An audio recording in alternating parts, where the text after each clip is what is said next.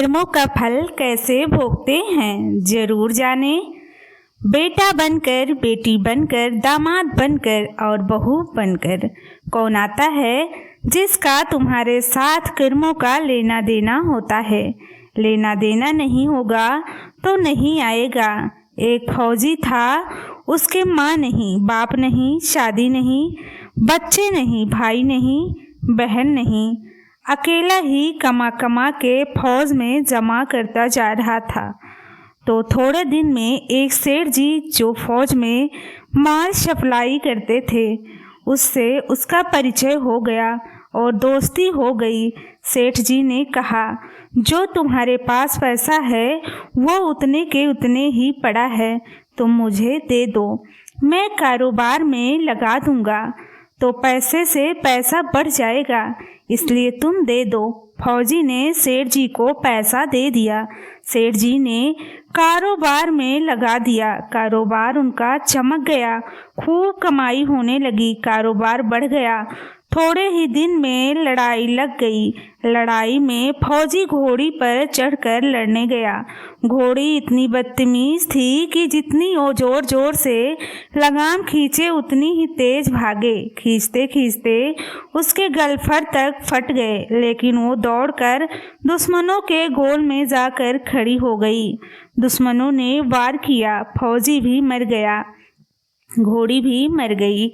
अब सेठ जी जो मालूम हुआ कि फौजी मर गया तो सेठ जी बहुत खुश हुए कि उसका कोई वारिस तो है नहीं। अब ये पैसा देना किसको? अब मेरे पास पैसा भी हो गया, कारोबार भी चमक गया, लेने वाला भी नहीं रहा। तो सेठ जी बहुत खुश हुए। तब तक कुछ ही दिन के बाद सेठ जी के घर में लड़का पैदा हो गया। अब सेठ जी और खुश कि भगवान की बड़ी दया है, खूब पैसा भी हो गया, कारोबार भी हो गया, लड़का भी हो गया, लेकिन लेने वाला भी मर गया। सेठ जी बहुत खुश। वो लड़का होशियार था, पढ़ने में समझदार था। सेठ जी ने उसे पढ़ाया लिखाया। जब वह पढ़कर लिख कर बड़ा हो गया तो सोचा कि अब एक कारोबार संभाल लेगा, चलो अब इसकी शादी कर दें। शादी करते ही घर में आ गई बहू रानी, दुल्हन आ गई। अब उसने सोचा कि चलो बच्चे की शादी हो गई, अब कारोबार संभालेगा। लेकिन कुछ दिन में बच्चे की तबीयत खराब हो गई।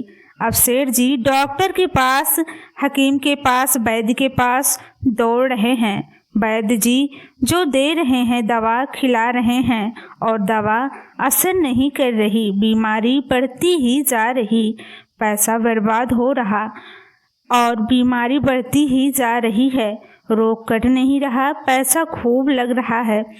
अब अंत में डॉक्टर ने कह दिया कि लाइलाज मर्ज हो गया, इसको अब असाध्य रोग हो गया, ये बच्चा 2 दिन में मर जाएगा। डॉक्टर के जवाब देने पर सेठ जी निराश होकर बच्चे को लेकर रोते हुए आ रहे थे।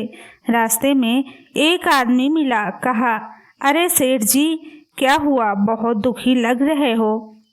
सेठ जी ने कहा, ये बच्चा जवान था, हमने सोचा बुढ़ापे में मदद करेगा, अब ये बीमारी हो गया। शादी होते ही हमने इसके लिए खूब पैसा लगा दिया, जिसने जितना मांगा उतना दिया, लेकिन अब डॉक्टर ने जवाब दे दिया, अब ये बचेगा नहीं, असाध्य रोग हो गया, लाइलाज मर्ज है, अब ले जाओ, घर 2 दिन में मर जाएगा। आदमी ने कहा, अरे सेठ जी तुम क्यों दिल छोड़ रहे हो, मेरे पड़ोस में वैद्य जी दवा देते हैं, 2 आने की पुड़िया खाकर मुर्दा भी उठकर खड़ा हो जाता है, जल्दी से तुम वैद्य जी की दवा ले आओ। सेठ जी दौड़ कर गए, 2 आने की पुड़िया ले आए और पैसा दे दिया।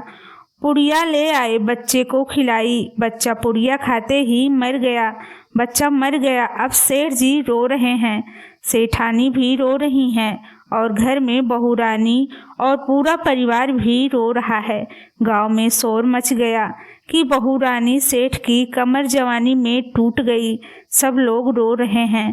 तब तक एक महात्मा जी आ गए, उन्होंने कहा, भाई क्यों रोना धोना। लोग बोले, इस सेठ का एक ही जवान लड़का था, वो भी मर गया, इसलिए सब लोग रो रहे हैं, सब दुखी हो रहे हैं। महात्मा बोले, सेठ जी रोना क्यों। सेठ महाराज, जिसका जवान बेटा मर जाए वो रोएगा नहीं तो क्या करेगा।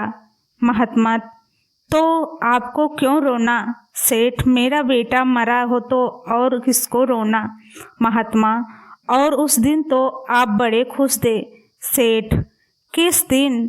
महात्मा, फौजी ने जिस दिन पैसा दिया था। सेठ, हाँ, कारोबार के लिए पैसा मिला था तो खुशी तो थी। महात्मा, और उस दिन तो आपकी खुशी का ठिकाना ही नहीं था। सेठ, किस दिन। महात्मा, अरे जिस दिन फौजी मर गया। सोचा कि अब तो पैसा भी नहीं देना पड़ेगा, माल बहुत हो गया, कारोबार खूब चमक गया, अब देना भी नहीं पड़ेगा। बहुत खुश थे। सेठ, हाँ महाराज, खुश तो था। महात्मा, और उस दिन तो आपकी खुशी का ठिकाना ही ना था, पता नहीं कितनी मिठाइयाँ बट गईं। सेठ, किस दिन। महात्मा, अरे जिस दिन लड़का पैदा हुआ था। सेठ, महाराज, लड़का पैदा होता है तो सब खुश होते हैं, मैं भी हो गया तो क्या बात। महात्मा, उस दिन तो खुशी से आपके पैर जमीन पर नहीं पड़ते थे। सेठ, किस दिन। महात्मा, अरे जिस दिन बेटा ब्याहने जा रहे थे। सेठ, महाराज, बेटा ब्याहने जाता है तो हर आदमी खुश होता है, तो मैं भी खुश हो गया। महात्मा, तो जब इतनी बार खुश हो गए तो जरा सी बात के लिए रो क्यों रहे हो।